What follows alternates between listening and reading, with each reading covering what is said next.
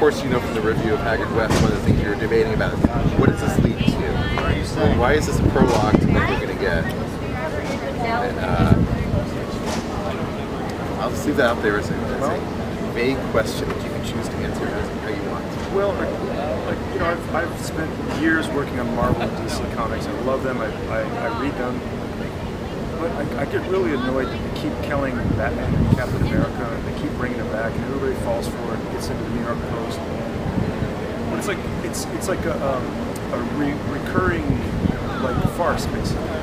So I'm like, well, let me come up with kind of a quintessential 20th century American superhero type and kill him. And he doesn't come back; he's dead.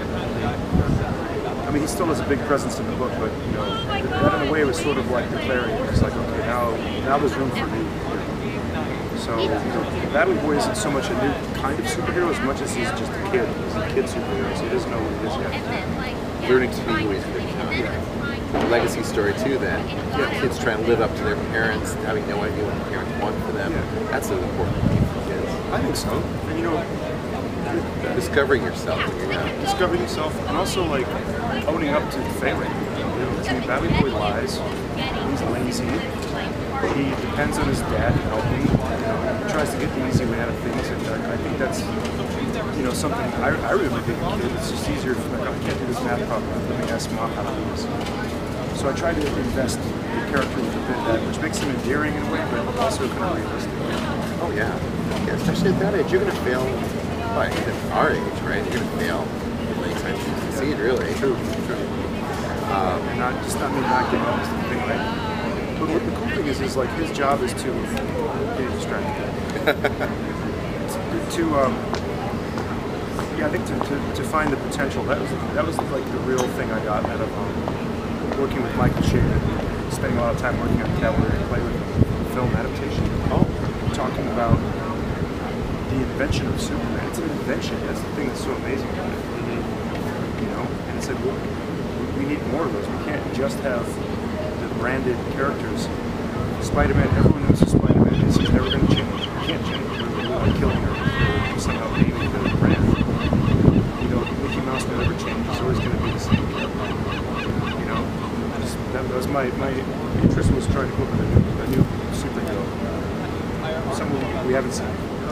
Actually, one thing about the industry I'm really optimistic about is that movement away from these corporatized characters, for one of them. The Hellboy universe, for example, is entirely driven by Mike Mignola, and in that way, he can do whatever he really wants to do with the character. And it's a rich playground. I feel like in some ways, he's a great role model because, he's drawn from so much reference material outside of comic books.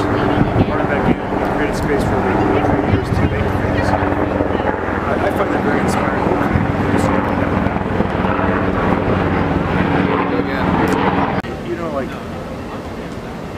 With Haggard West, I didn't think that the character would have so much resonance with people, but people ask all the time now, are you going to do more with him? Is he really dead? Are you going to bring him back? Are you going to do more stories?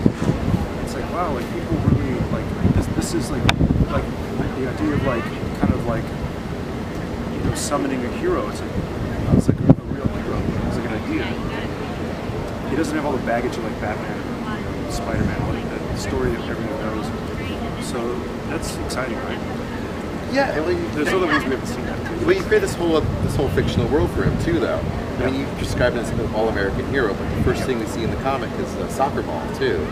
So this really could be a different world. Oh yeah. It's non-specific. Aside from the fact that it's the American flag at the end when he's. Well, it is an American flag though.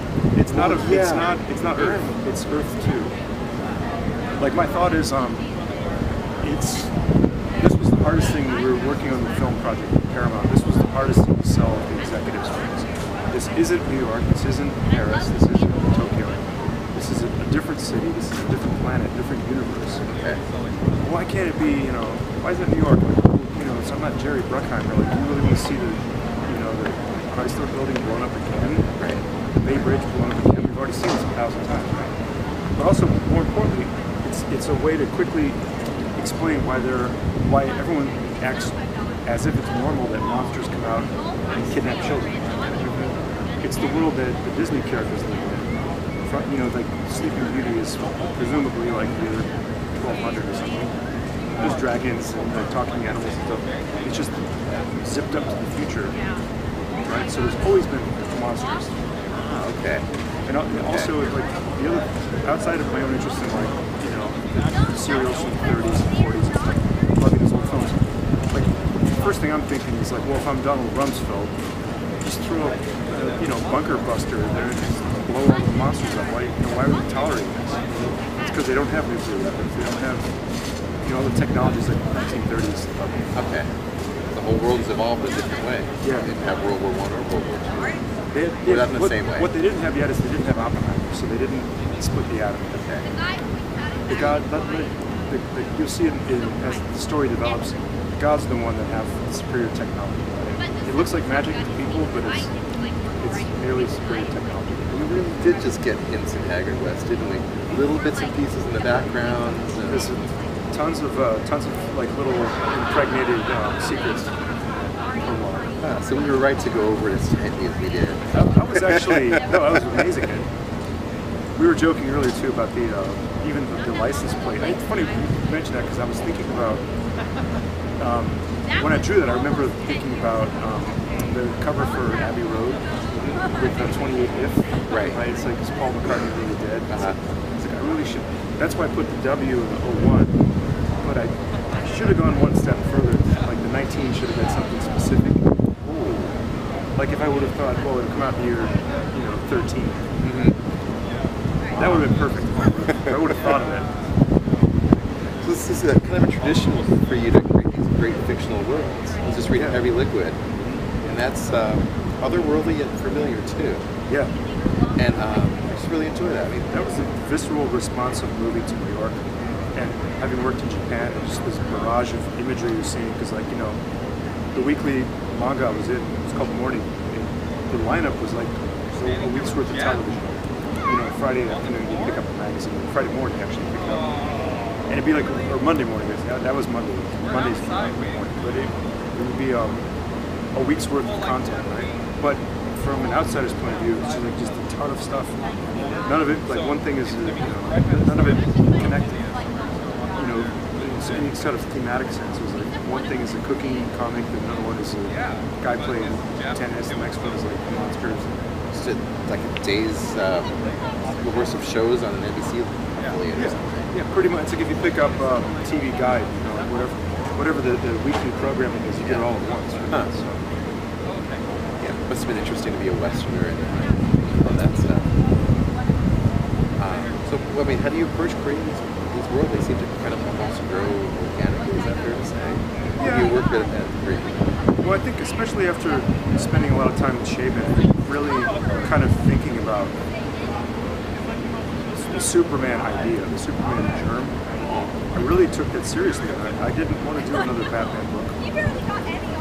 You know, not that I would say I would never do one, but just at the time I didn't want to do that. I wanted to make something that kids could read, and something that tapped into what the Superman idea was. You know? And I thought, well, you know what? Like as Carl Jung said, a superhero emerges when people's consciousness concentrates. And I love that quotation. I feel like it's very serious. So I thought, what does the world need now in terms of the Superman wish for the world? I thought it's a kid who can protect himself. So that's kind of the early idea.